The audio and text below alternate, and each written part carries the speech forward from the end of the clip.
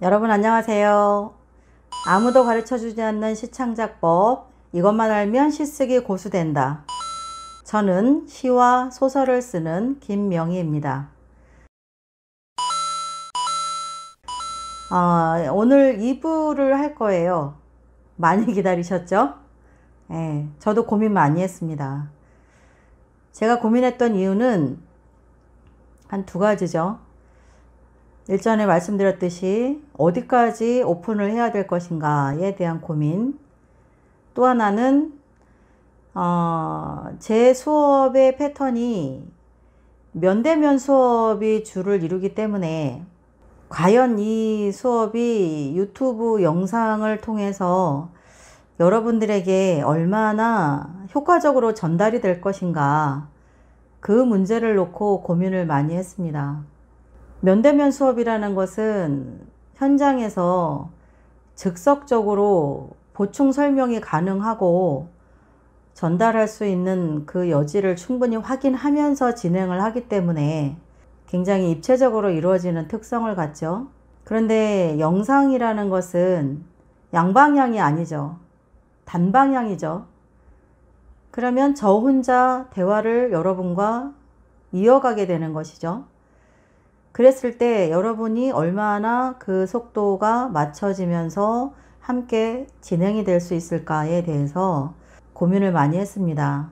그래서 한편으로는 일부만 하고 멈춰야 되지 않을까라는 생각도 했고, 또 제가 생각했던 것 또는 여러분이 기대했던 것보다 덜 효과적일 수 있을 때, 그럴 때는 어떻게 해야 될까, 그런 부작용에 대해서도 고민을 할 수밖에 없었습니다. 그럼에도 불구하고 제작진하고 오랜 숙고 끝에 결정을 하게 된 것은, 제가 여러분에게 전달하고자 하는 그런 피드백이나 노하우가 10개였을 때 여러분에게 전달되는 것이 반밖에 안 된다 할지라도, 그럴지라도 저희 영상의 헤드라인 아무도 가르쳐주지 않는 시창작법이라는 그 핵심의 포인트를 맞춰서 그래도 가르쳐 드리고 그래도 한번 나눠보는 게 어떨까 의논을 했습니다. 그래서 여러분은 지금부터 시작하는 이 2부 수업이 어떤 분들에게는 새로움이 될 수도 있고, 어떤 분들에게는 기대치보다 다소 떨어진다는 느낌이 전달될 수도 있어요. 그럴 때마다 여러분이 명심해 줄 것은, 이것은 현장 수업에 주로 썼던 자료들이라는 것입니다. 그래서 단방향의 수업에서는 일정 부분 소통의 문제가 한계에 부딪힐 수 있어요. 그것은 여러분이 충분히 이해하시고 얻을 수 있는 것을 최대한 얻어보시기 바랍니다. 아시겠죠? 자, 그러면 제 2부 시쓰기 시창작 실전에 대해서 이제 제가 잠시 안내를 하고 들어가겠습니다. 이번에 제 2부 시창작 실전의 헤드라인들을 잠시 한번 볼게요. 첫 번째는 시쓰기 위한 마음가짐.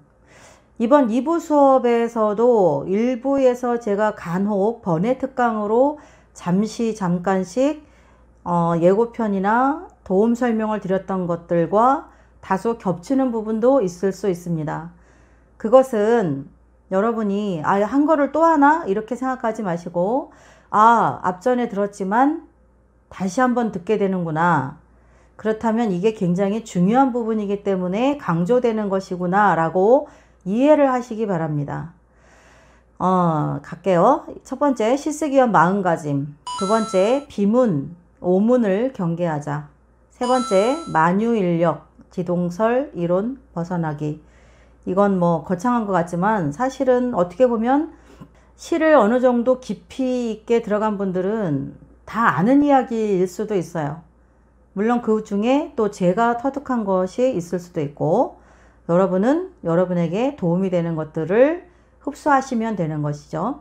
그때 수업하면서 또 한번 나눠보기로 할게요. 그 다음에 네 번째는 김명희 시인의 천지재창조론. 이건 역시 여러분이 그동안 평생 살면서 고체화돼 버린 의식, 습관, 상식을 벗어나기 위한 하나의 도전인 거죠. 그 부분을 수업을 해보자는 거예요. 다섯 번째는 남들과 다른 시를 쓰려면 도대체 나는 어떻게 해야 되는 것인가? 그게 제일 어렵다. 그럴 경우엔 제가 다섯 번째 수업에서 한번 대화를 나눠보려고 합니다. 여섯 번째는 입체적인 사유란 무엇인가? 여러분들이 시를 쓰면서 항상 동서남북 어디 가나 입체적 사유, 새롭게 하기, 참신하게 하기 많이 들었을 거예요.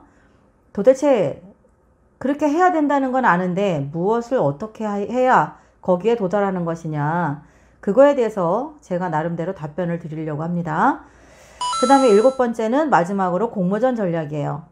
이렇게 해서 7가지의 챕터로 제가 2부의 수업을 진행하게 될 건데요. 중간중간에 그림 하나, 시어 둘이라는 순서가 삽입됩니다. 그림 하나, 시어 둘. 이것을 제가 만든 거예요. 여러분들 지도하는 과정에서 제가 오래도록 시쓰기를 혼자 해오면서 제가 문장을 연습할 때 썼던 방법 중에 하나예요. 제가 써보니까 굉장히 효과가 좋았었기 때문에 여러분들에게도 한번 권해드려 보려고 하는 겁니다. 이렇게 해서 순서가 7개의 챕터와 중간중간에 그림 하나, 시어 둘이라는 순서가 들어가게 될 거고, 이 사진들, 그림이라고는 하지만 사진이에요. 사진인데 다양한 사진이죠. 실물의 사진도 있고 일러스트레이션 사진도 있고 뭐 다양합니다. 그런데 여기에서 제가 사진을 보여드리는 것들은 반드시 그 사진만이 국한되는 게 아니에요. 여기에서 여러분에게 제가 앞으로 그림 하나, 시어 둘이라는 순서에서 도전해 볼 사진들은 저작권에 걸리지 않는 사진들을 제가 발췌한 것이고, 여러분들은 집에서 다양한 사진들을 갖고 문장을 만드는 연습을 하시면 됩니다. 이 사진이 몇 개가 특성을 갖고 거기에만 해당되는 것이냐? 그건 아니라는 얘기를 미리 말씀드립니다. 여러분이 모든 사진, 어떤 그림을 보더라도 그것들을 한 문장씩 시로 자꾸 써보는, 연습하는 그런 습관을 들이라는 뜻에서 제가 13가지의 사진을 준비한 것입니다. 자, 과연 2부 수업이 여러분에게 얼마나 효과적으로 전달이 될 것인가? 2부 수업은 간단하게 말해서 제가 하는 것보다 여러분이 하셔야 될 분량이 많다는 겁니다. 제가 사진을 띄워드리고 제가 하나의 예문을 드리고 이 가로를 여러분이 한번 채워보세요 했을 때 여러분이 스스로가 직접 숙제하듯이 자꾸 써보지 않고 영상만 듣고 아, 이렇게 하라는 거구나. 그리고 영상 끝나면 여러분도 끝! 이러면 2부 수업이 아무 의미가 없어요. 저는 그 점을 걱정합니다.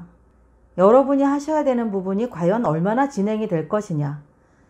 그 진행이 되는 과정의 분량에 따라서 그 다음이 훨씬 더 효과적일 테지만 여러분이 제대로 따라오지 않고 직접적으로 집에서 누가 뭐라 하지 않아도 직접 써보는, 마치 숙제하듯이 써보는 연습이 안 된다면 2부 수업은 사실상은 큰 의미가 없어집니다. 그래서 제가 고민을 좀 했어요. 그러나 정말 목마른 분들을 위해서 해보자 결정을 한 겁니다. 그러니까 여러분이 앞으로 13장의 2부 수업이 끝날 때까지 총 13장의 사진이 나갈 거예요. 그때마다 여러분은 한 사진당 20개의 문장을 써보시기 바랍니다.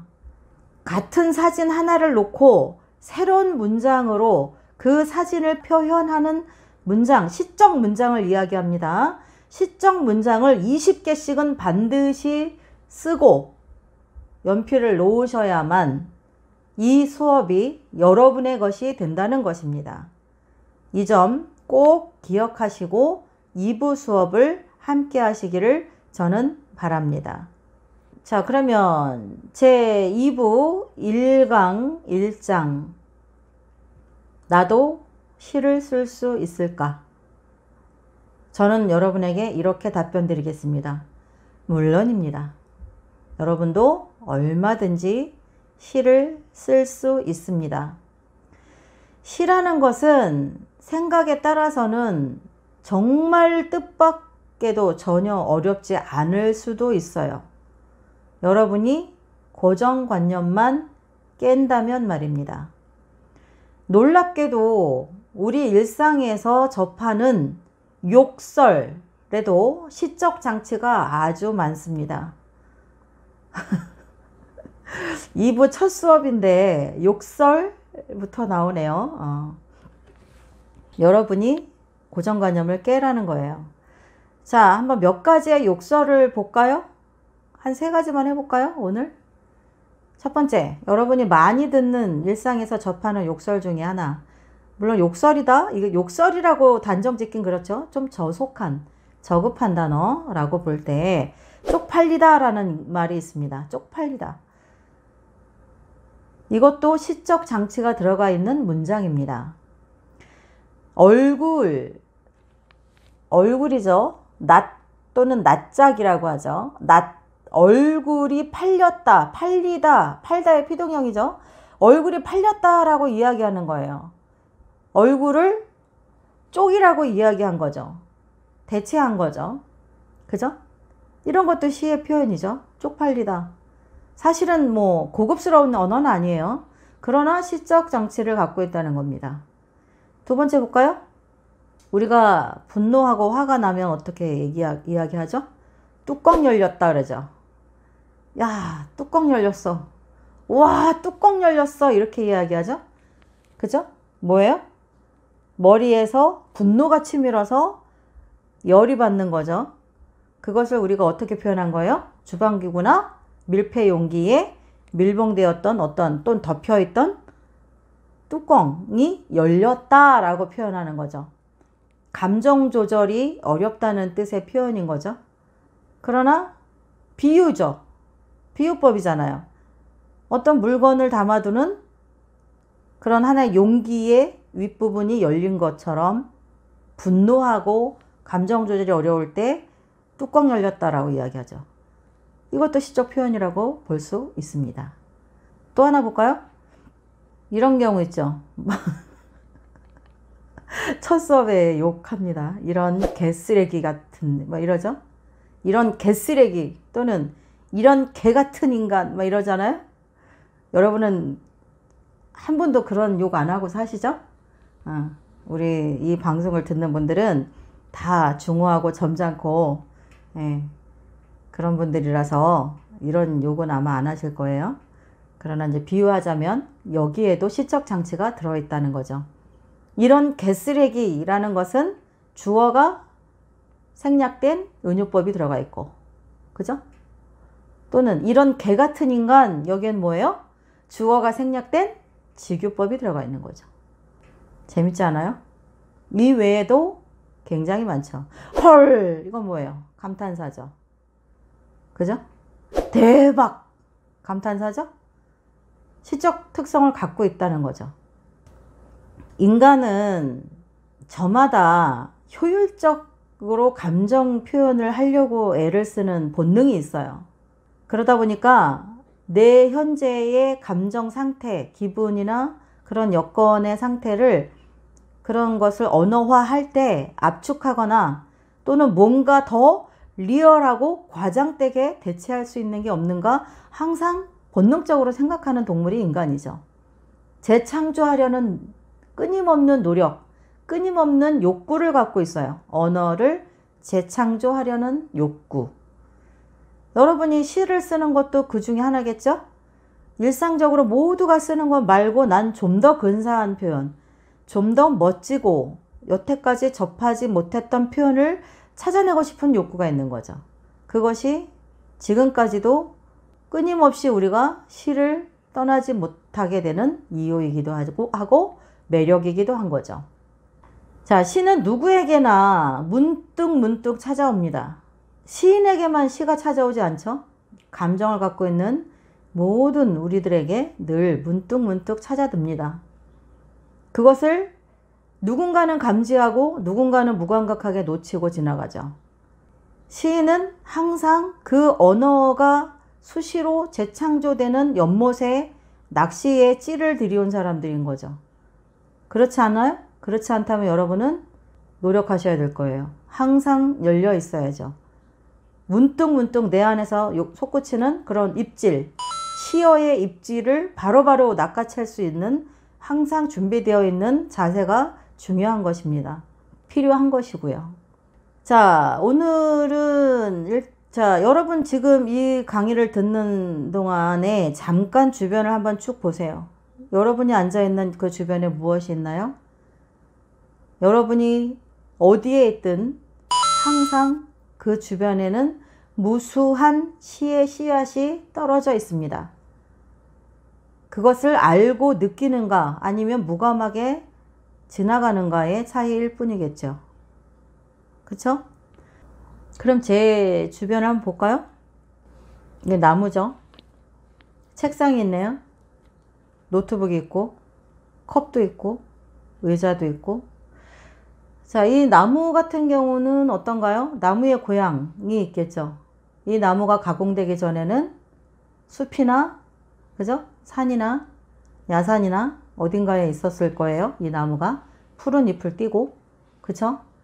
또는 저 보르네오 섬이나 정글 아마존 같은 데에 밀림 또는 어딘가요? 툰드라 그 굉장한 그 추위가 범접하는 엄습하는 곳에서 자랐을 수도 있겠죠. 만약에 보르네오 섬에서 자랐던 나무가 이것이라면 이 나무는 지금 현재 가공되어서 사각의 틀을 갖고 있지만 이 아이의 DNA 속에는 무엇이 들어있을까요?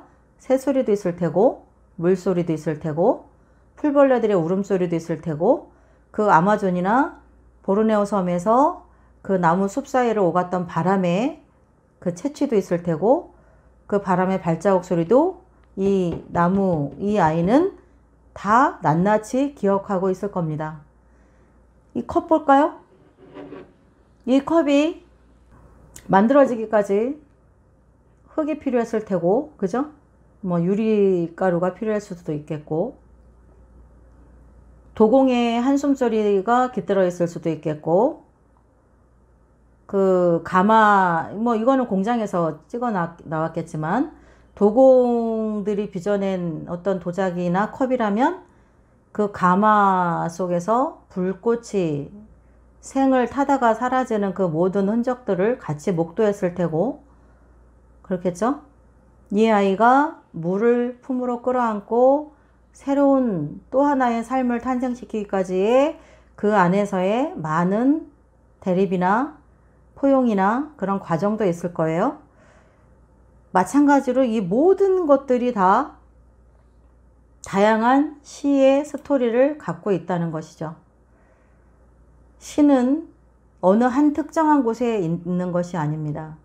여러분 주변에 어디에나 있는 것이 시적 씨앗인 거죠.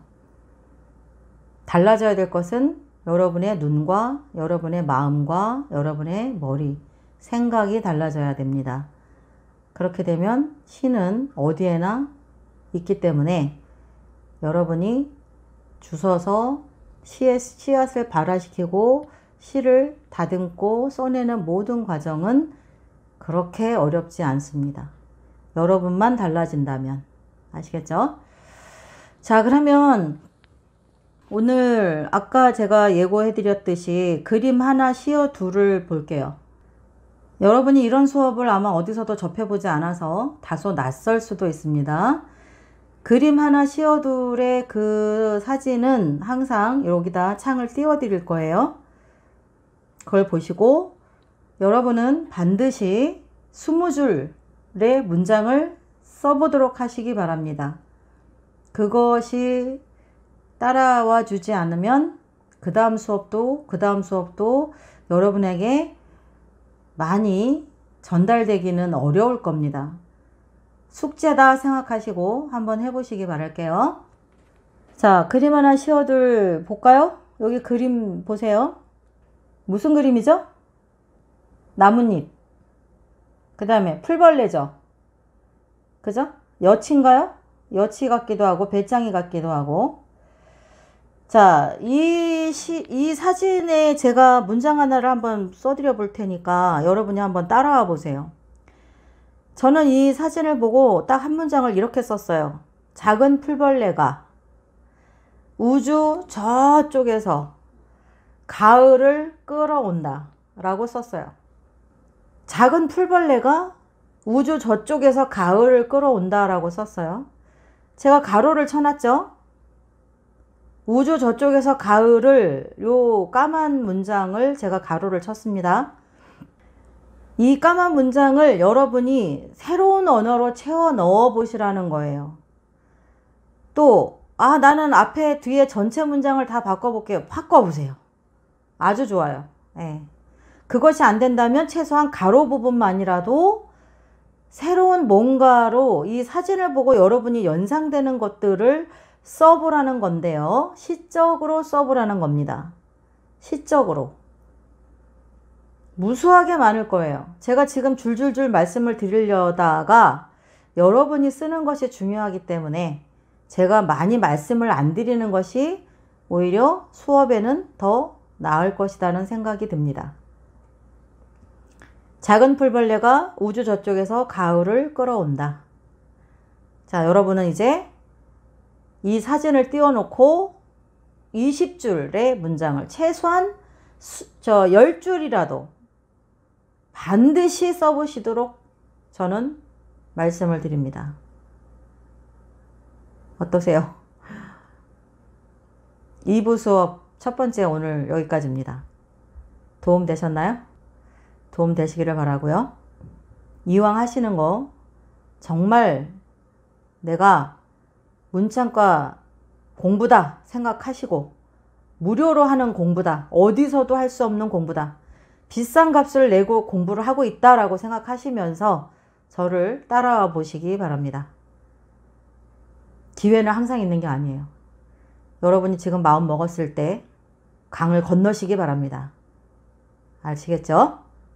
네, 저는 시와 소설을 쓰는 김명희였습니다. 오늘은 여기까지입니다. 여러분, 다음에 만나요. 안녕.